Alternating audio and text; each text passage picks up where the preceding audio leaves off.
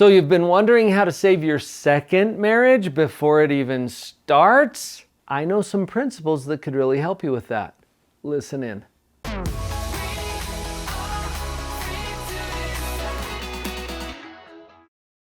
Second marriage, right? So there's a story behind that, and everybody's got their own story. I don't know exactly what your story is, but it implies that you already had one. Now, whether you are out of that first marriage due to death or due to divorce or some other D word that I'm not even aware of and you can inform me of down in the comments, here you are.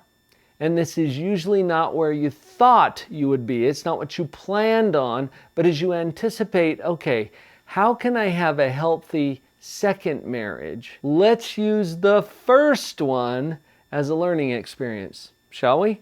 And whatever that first experience was, it was perfect for you because it taught you everything that you know now, and it will help to inform you about how to move forward.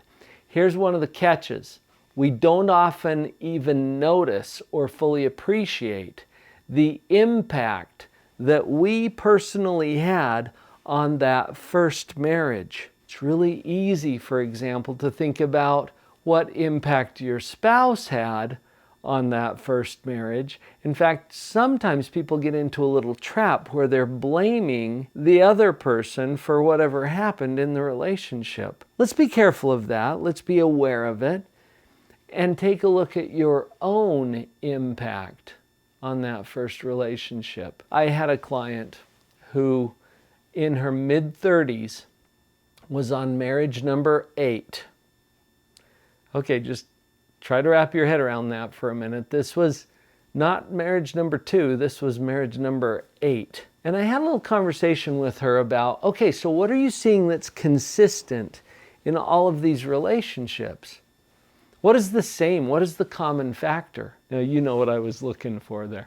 But she didn't at the time. And so she said, well, probably just, abusive men. Okay, she missed something. Because these were all different men, right? And maybe they had some common characteristics or attributes. That's probably true. But what was she missing? What is the one common factor in all of those relationships? It's her. Here's what I can tell you for sure. Unless you're marrying the same person who has not learned anything in the intervening months and years, your second marriage will be with a different person. You, however, are the same person. And you're probably going to bring the same attributes or the same tendencies to the second marriage that you brought to the first. That's why it's so important to be aware of them. As you let that settle in, can I be really frank with you about something that can be a little hard to talk about? And if you were in my office, I would be very frank and open and honest with you. So I've decided, since you're right here and I'm in your home or on your device, I'm still going to be very frank and open and honest with you.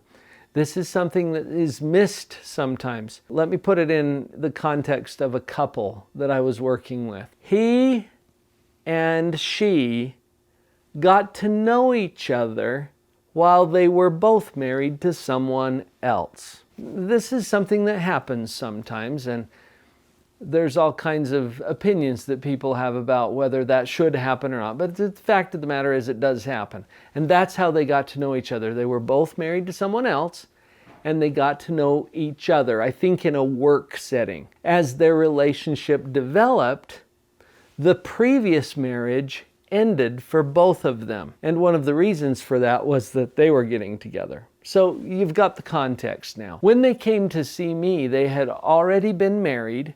This is a second marriage for both of them, and they are both having trust issues. Think about it and do the math. They didn't take the time to think through, why do I feel uncertain about my partner being faithful to me? Oh yeah, how did we get together in the first place? I mention this to you because I want you to be painfully honest with yourself about how you impacted the previous relationship and now what you're bringing to this one. And in this case, both of them were bringing a willingness to look outside of the marriage for fulfillment. And even though they hadn't become consciously aware of that until I called it to their attention, and they almost fired me, by the way. They're like, what?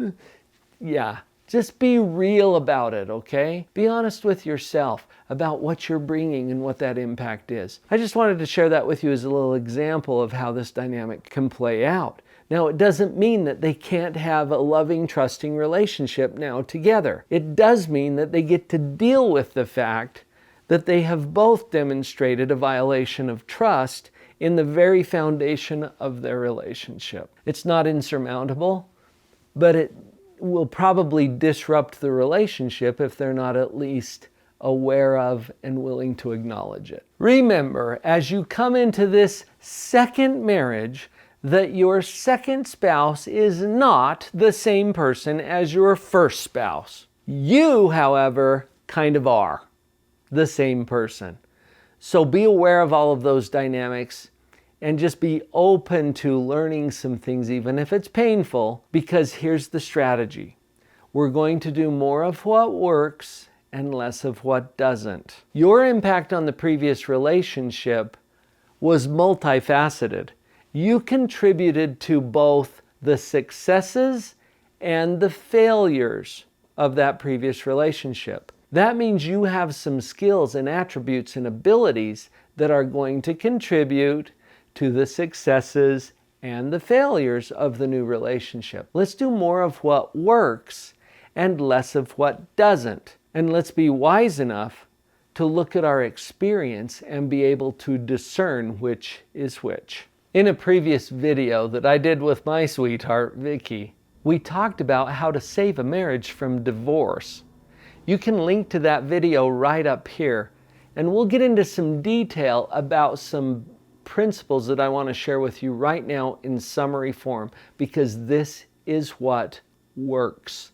And I don't care if this is your first marriage or your third or your eighth. These are the principles that allow you to establish and maintain a healthy relationship in your marriage, in your family. Here they are. There's 9 of them. Write these down and pause the video if you need to, because I want you to have a physical list of these 9 principles. Here we go. The first one, positivity. And without getting into the details, go back into the playlists here on the channel. In fact, the very introductory video on this channel, if you just click on the channel Live on Purpose TV, it'll start playing for you there, how to stay positive no matter what. That's what I'm talking about with positivity. Number 2, values. Shared values, where you come together about the purpose of this relationship and you have a clear why for forming this in the first place. Number 3, humility, which includes the willingness to change and to do the hard work that I've suggested in the first part of this video, where you get to take hard, honest look at yourself. And even if it's painful, having the humility to say, oh, some of what I'm doing is having the kind of impact I don't want to have. I better be willing to change. Number 4 on your list of 9, forgiveness. And I'm including forgiveness for yourself. If this is your second marriage and you're not really proud of or happy about some of the things that happened in number 1, forgive yourself and be willing to move on. And even more importantly, forgive your spouse for anything and everything. You be ready and quick to forgive. Number 5, respect. I even ask little kids, what does it mean to respect someone? And they say, be nice. Yeah, pretty good answer. There's other elements to that. We'll leave it at that for now. Number 6, love, which in my mind is not necessarily a feeling.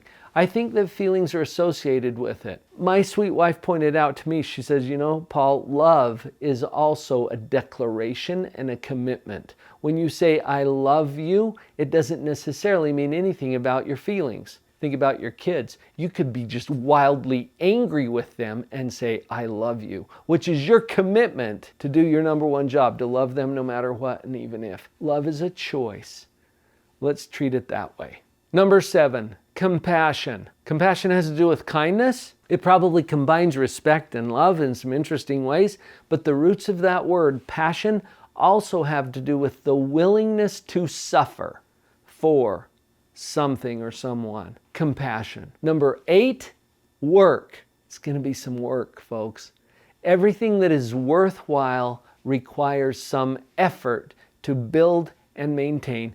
Don't be surprised when it's going to be work. And finally, number 9, wholesome recreational activities. This is the only one on the list of 9 that has 3 words. They're all important. I live in a very conservative religious environment, and sometimes people delete the second word, recreational, and they go, oh, wholesome activities. Yes, but we got to have some fun. Lighten up, people. If we're not having fun, we're doing it wrong. Some people delete the first word, wholesome. I've been to Vegas. I've seen what can happen there. There's a lot of recreational activities that are not particularly wholesome, and they're not going to support a healthy relationship. So you see where I'm coming from there. 9 principles. That is what works. Whether it's your first marriage, your 30th marriage, or your second. That's what you need to know. I and my team are here to support you in building and establishing those healthy relationships, including with yourself. There are so many resources available to you. Would you take just a moment to open up the description of this video and look at some of the links and what we're offering? You can get a free copy of my book. All you do is pay the shipping. I'm going to send it right out to you. We've got free breakthrough calls. There's coaching available. There's copies and digital copies of the books. Please visit the description and click on some links right now.